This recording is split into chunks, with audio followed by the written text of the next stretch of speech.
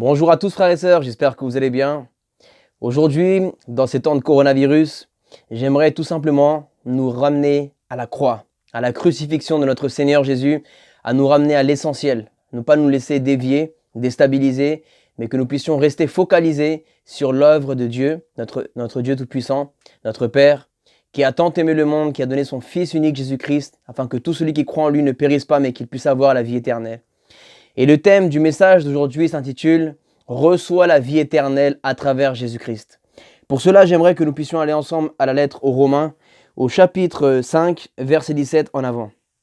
Il est écrit « Si par un seul homme, par la faute d'un seul, la mort a régné, ceux qui reçoivent avec abondance la grâce et le don de la justice régneront à bien plus forte raison dans la vie par Jésus-Christ, lui seul. »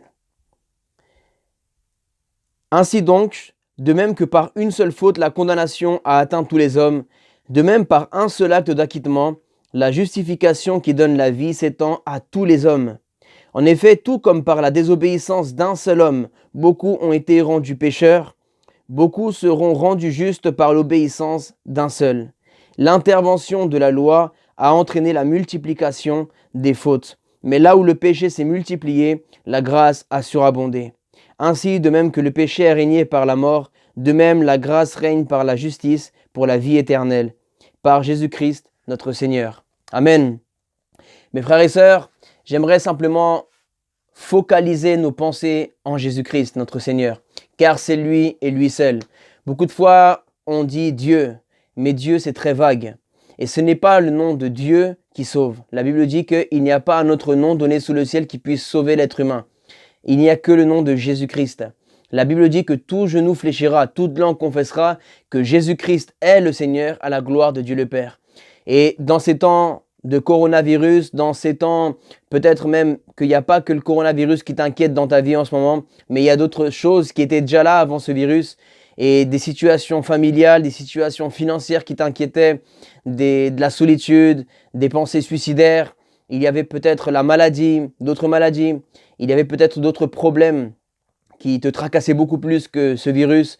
Eh bien, sache que Jésus-Christ est la solution. Il est le chemin. C'est par lui que tout d'abord tu peux être sauvé. Aujourd'hui, j'aimerais te prêcher le salut de ton âme. Je ne sais pas ce que tu vis, mais mets tout ça de côté pour un instant et préoccupe-toi pour ton âme et pour ton éternité. Parce que le plus important, c'est de savoir que si tu meurs aujourd'hui, où ira ton âme pour l'éternité? Et j'aimerais faire cette vidéo pour toute personne, qu'il soit non-croyant, que tu sois chrétien, que tu sois musulman, peu importe ta croyance, ta religion, j'aimerais te dire que Jésus est le seul qui peut te sauver. Dieu a tant aimé le monde qu'il a donné son Fils unique, Jésus-Christ. Et la colère de Dieu est tombée sur lui, afin qu'elle ne tombe pas sur nous éternellement. Nous aurions dû être séparés de la gloire de Dieu pour l'éternité. Mais Jésus-Christ a été envoyé sur la terre pour réconcilier l'être humain avec Dieu, son Créateur, pour faire la paix. Souvent, nous avons cette petite phrase qui n'est pas dans la Bible et on dit souvent « repose en paix ». Même lorsque nous sommes un non-croyant, eh bien nous avons cette habitude de dire, lorsque quelqu'un décède, qu'il repose en paix. Mais la réalité biblique, c'est que quelqu'un ne peut pas reposer en paix lorsqu'il meurt. Si lorsqu'il était en vie, il ne s'est pas repenti de ses péchés, il n'a pas confessé Jésus-Christ comme son Seigneur et son Sauveur, et il n'a pas fait la paix avec Dieu. Tu ne pourras pas reposer en paix pour l'éternité après ta mort, si tu n'as pas fait la paix avec Dieu à travers Jésus-Christ. Il est important qu'aujourd'hui tu te réconcilies avec Dieu.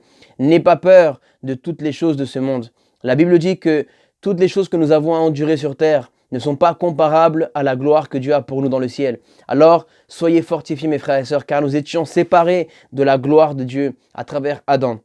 Et là, j'aimerais particulièrement m'adresser aux musulmans et aux juifs, et même aux non-croyants qui peut-être aimeraient apprendre davantage sur la Bible. Sache que la Bible explique que le péché et la désobéissance d'un seul homme avaient suffi pour condamner et séparer l'humanité éternellement de Dieu. Mais l'obéissance d'un seul homme, Jésus-Christ notre Seigneur, le deuxième Adam, eh bien, a suffi à réconcilier l'humanité avec Dieu pour toujours. Eh bien, sache que le péché, c'est un peu le même système que le coronavirus, sauf que personne ne s'échappe. Le coronavirus encore, des personnes peuvent s'échapper, à travers différentes façons, en restant à plus d'1 mètre et toutes ces choses-là que les systèmes de sécurité ou d'hygiène, en mettant beaucoup de choses en œuvre. Mais le péché, nous naissons pécheurs. Nous avons tous péché et seul Dieu est bon. Seul Dieu est saint. Nous tous, en tant qu'êtres humains, nous ne pouvons pas être sauvés par nos actes, comme on nous l'a enseigné peut-être il y a plusieurs siècles en arrière, que si nous donnions de l'argent, nous allions être sauvés. Si nous faisions des bonnes œuvres, nous allions être sauvés. Non, les bonnes œuvres ne peuvent pas nous sauver, malheureusement. Les bonnes œuvres servent aux récompenses. Mais pour avoir des récompenses dans l'éternité, il faut d'abord avoir la vie éternelle. C'est comme si, par exemple, tu veux économiser de l'argent dans un compte. Tu ne peux pas le faire si d'abord tu n'as pas un compte bancaire. Il te faut d'abord avoir un compte bancaire pour pouvoir mettre l'argent de côté. Tu ne peux pas mettre de l'argent de côté dans une banque si tu n'as pas ouvert un compte. Eh bien, la façon de pouvoir ouvrir un compte dans le ciel, c'est d'être sauvé à travers Jésus-Christ. Même si tu es musulman, sache que la religion ne sauve pas. Ce n'est pas même Mohamed ou bien Moïse qui nous sauvent. Ils ont été des êtres humains, ils ont été des hommes qui sont même eux-mêmes nés pécheurs et qui eux-mêmes ont demandé pardon à Dieu. Mais la Bible dit que la plénitude de Dieu était en Christ, réconciliant le monde avec lui-même. Jésus n'a jamais demandé pardon à Dieu, tout simplement parce que Jésus est Dieu. Jésus est Dieu et il est saint, il est pur, il n'a jamais commis de péché. Il a été tenté dans toutes choses, mais il a réussi à faire face à toutes ces tentations grâce au Saint-Esprit et grâce à sa communion de prière avec le Père. Et aujourd'hui, j'aimerais t'inviter à te réconcilier avec Dieu et avoir la même communion avec Dieu que Jésus-Christ avait.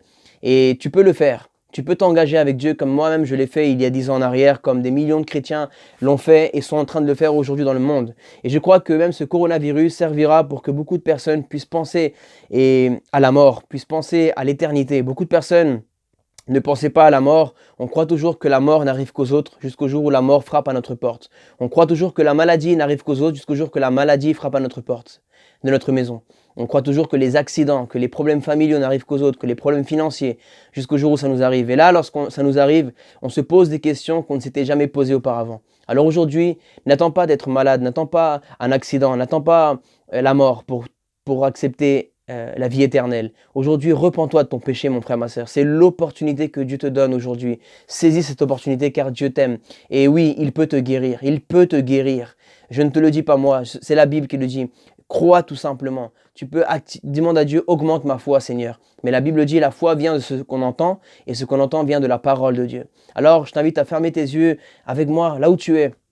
Peu importe si tu es même dans un lit d'hôpital, si tu es confiné dans ton appartement, si tu es sous quarantaine ou si tu es, peu importe, en train de passer par des moments difficiles ou même si tout va bien pour toi, tu ne te sens pas concerné par les difficultés de la vie, même si tout va bien, eh bien, reçois quand même la vie éternelle, ça te servira. Il n'y a que du positif, il n'y a rien de négatif et ça peut te faire que du bien de recevoir l'amour de Jésus-Christ. Et tu peux simplement dire au Seigneur, Père éternel, mon Dieu Tout-Puissant, aujourd'hui, je me présente devant toi et je veux recevoir ton amour, Seigneur.